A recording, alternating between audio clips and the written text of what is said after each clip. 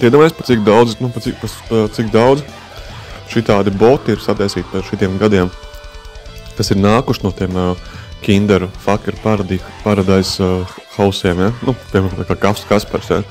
Kaspars ir izaudzis tādā iestādē, kur viņi katru dienu vienkārši pīš dirsā. Un tur pārējie arī tieši tādi paši. Viņi vienkārši pieaug, un tur viņi vienkārši ir boti, ja? Un kādas tur sazvērstības un kāda darbība viņiem tur tālāk notiek, ja? Nu, es domāju, ka viņi noteikti ir pilnīgi tā kā pret ģenerālu Štrīpiņu, viņi meklē viņu, lai viņu likvidētu.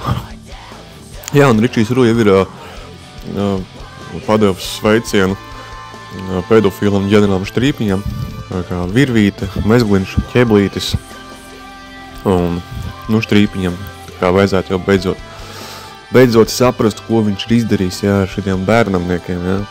Kāda armija viņš uztaisīs, to pedofku, jā. To triperi, ja, kas skraida tā kā Kaspars, viņš tajā te bunkurā slēdzis, vienkārši ķērts, bauro. Es skropošu, kuram ir bijusi smaga dzīve. Es esmu bērnībā tā cietis. Un tā epilepsija vakar naktī, arī no rīta, es nepiefiksēju laiku, ja man tās vīzijas, tās kropļu Kaspara epilepsijas. Ir no kaut kādām 4-5 rītā jau Kaspars mostās no tā, ka viņam ir trieka, viņš ķērts, viņš brēc, viņam esot sapnis dzīve, ja?